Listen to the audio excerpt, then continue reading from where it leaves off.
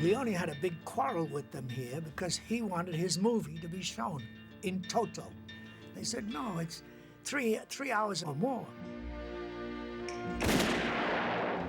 You want to get the audience in and get them out. Show it again and again and again.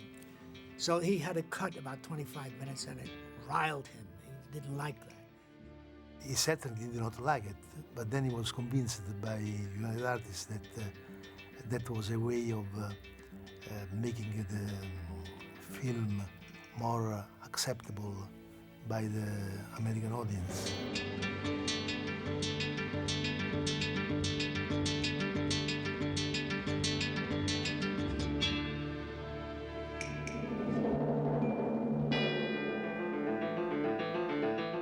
It's a dying art, the film stuff.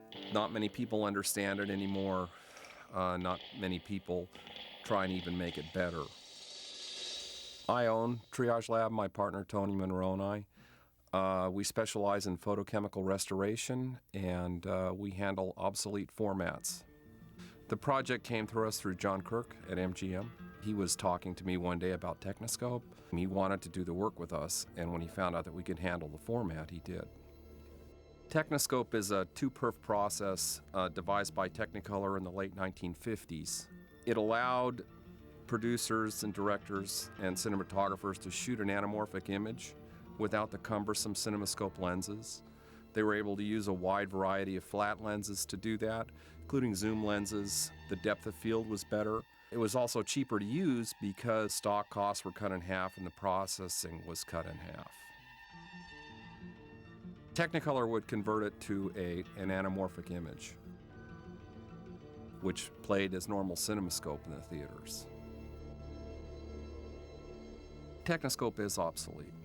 It's very difficult to find a laboratory that understands how it works. It's very time-consuming. It all has to be done by eye.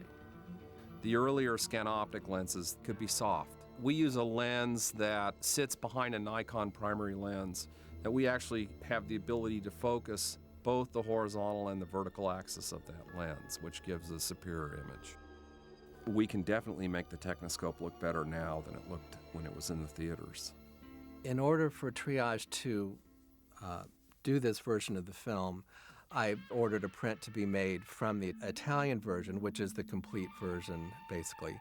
So they used this Italian print as their reference guide to make sure that they were getting everything in and that it would match the music and effects and the rest of the dialogue. We had to editorially conform pretty much everything. The biggest challenge was basically staying in sync. In particular, in the very last scene of the picture, Eli Wallach runs out yelling at Clint, "I know who you are." It was entirely out of sync.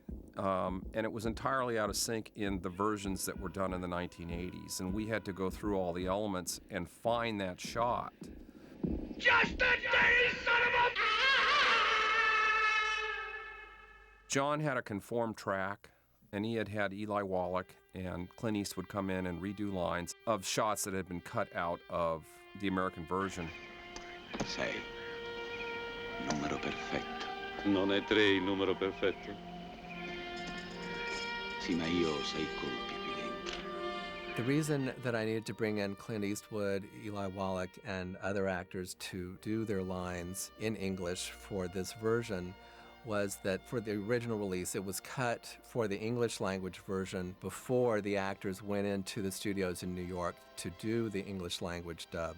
So these scenes had never been dubbed before. Otherwise, we could have just pulled them out and added them in, and their voices would have sounded the same.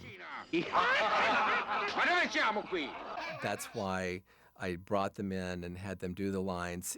Even though, obviously, Clint Eastwood and Eli Wallach sound a little bit older, I felt it was important to use their voices as opposed to trying to get someone to really imitate what they would have sounded like a long time ago. Adesso mangiamo. Cioè,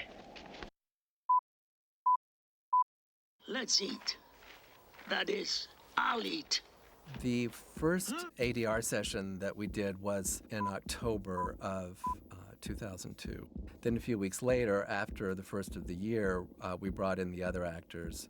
We found a wonderful actor, Simon Prescott, who did Lee Van Cleef's voice, and some other actors who did the rest. And those were all done in a period of just a couple of days. I felt like that as long as we were going to be fixing up the picture, that we needed to do something about the sound as well.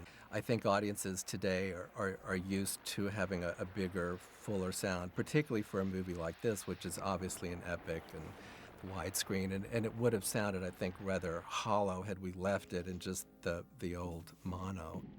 Some of it was very easy to do, but some of it was a little harder. The sound effects and the music were unfortunately on the same track. Also, when we were trying to spread the sound, you can't copy a sound from the front of the screen and put it in the back at the same time without having what they call a phasing problem. So we did have to sometimes add an effect like an explosion or a gunshot or something that wasn't in the original, just in order to avoid having that sound problem. And it also was necessary just because of the fact we were doing a 5.1. When you go into that realm, it changes the quality of the sound. If we had left some of the sound effects the way that they were in the original, they would have sounded awful compared to the dialogue and the music.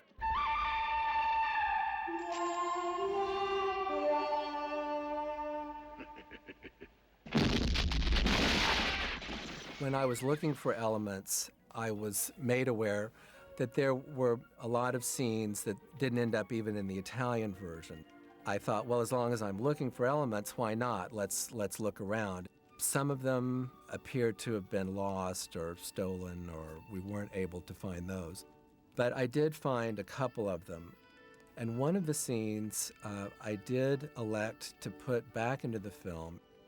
It was the scene where Tuco goes to the cave to recruit the 3 banditos.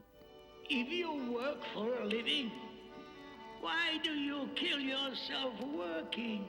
I did find out that the scene was shown in the original Roman premiere of the film and then was cut for the Italian version.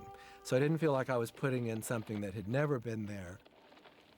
I think taking that scene out created a continuity problem in the film because up to that point, Tuco was alone, and then all of a sudden you see him coming into town to this hotel with these 3 banditos, and you think, well, where on earth did those guys come from?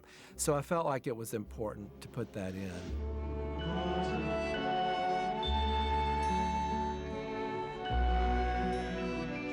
I did also find a complete version of the scene that I call the Tuco torture sequence.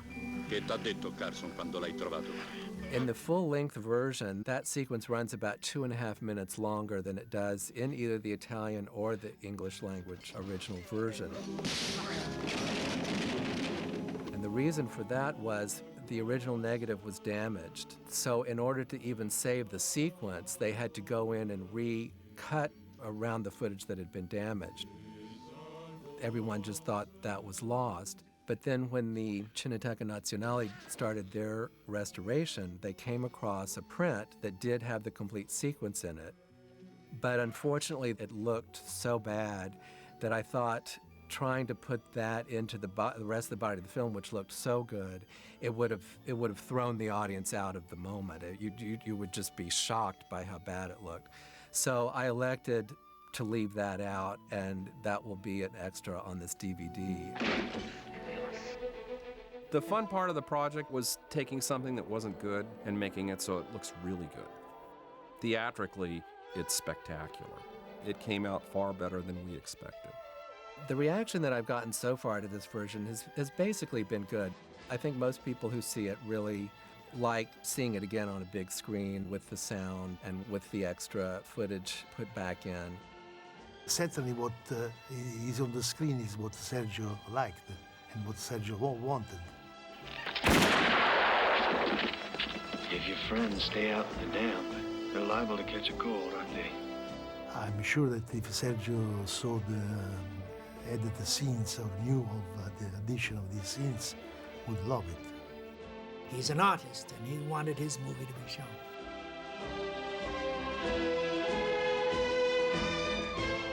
Now he's gone, so they put it back in.